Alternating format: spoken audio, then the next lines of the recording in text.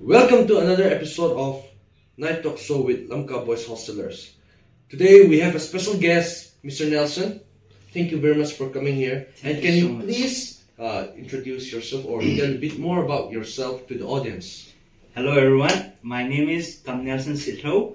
I am a 23-year-old boy raised from the beautiful valleys and cities of Kampupi, and I am recently pursuing my third year MBBS and nothing. Thank you so much for having me, and whatever is said, there's nothing to be personal about. It's purely gonna be based on my opinion, so let's take it with a light heart. Okay. So before we come to the topic, I would also like to introduce you to our technical staff, whom I am grateful to them. Without them, none of this would have been possible.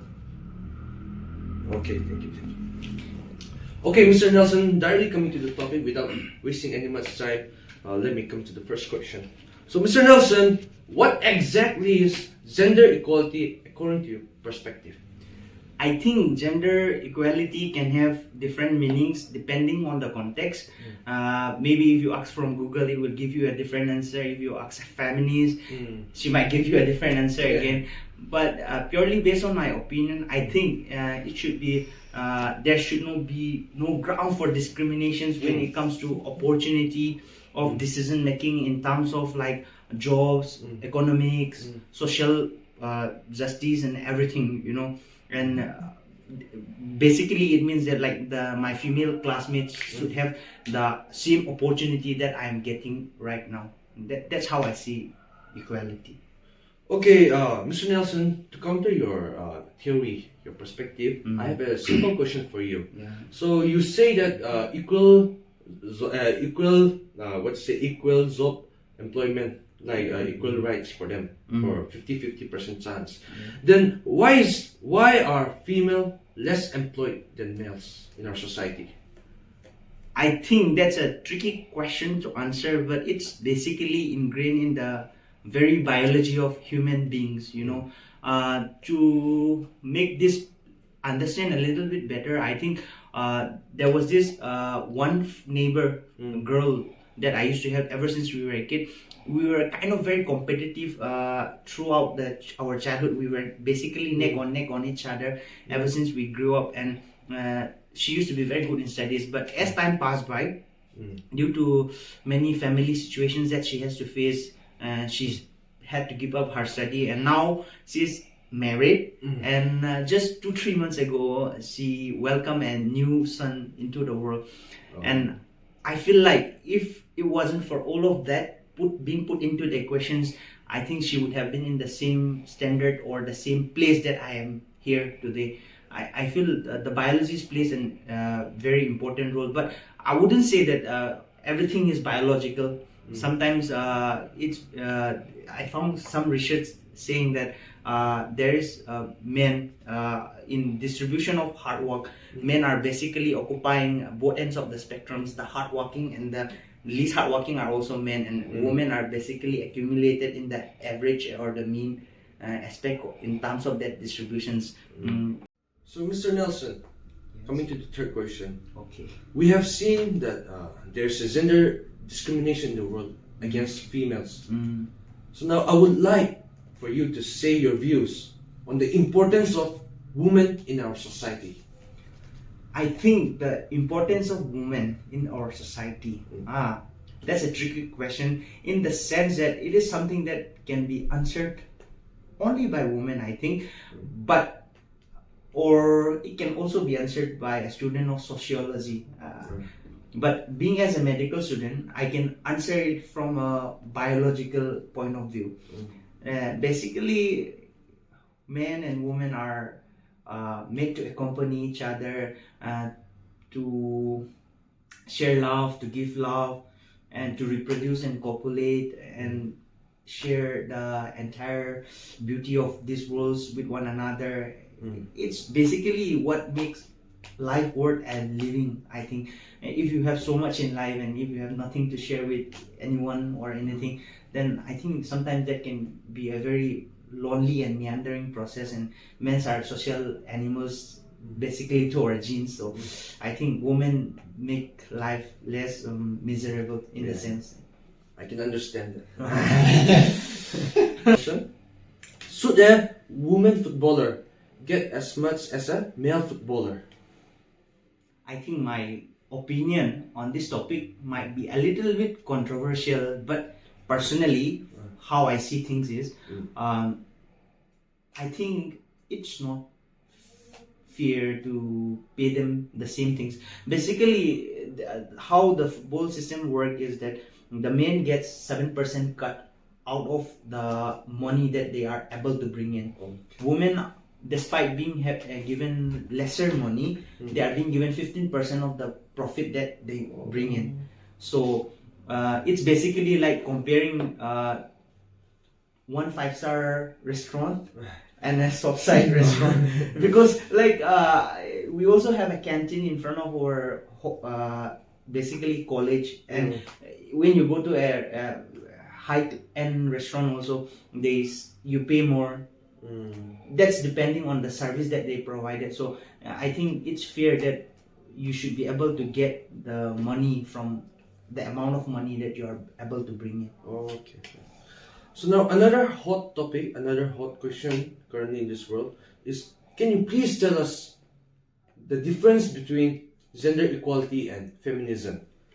Oh, I think I did search the basic definition of feminism in Google, and it says equal opportunity for men and women in terms of every field, right?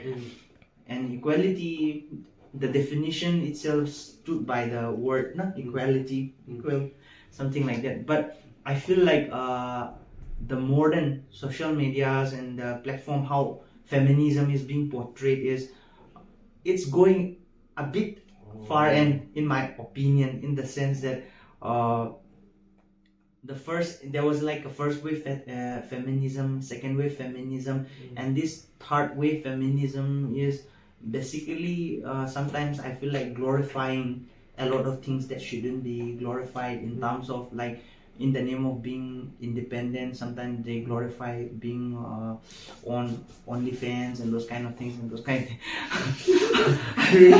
I really don't like the idea of it, to be honest. And I feel like, yeah, I stood for equality for everyone.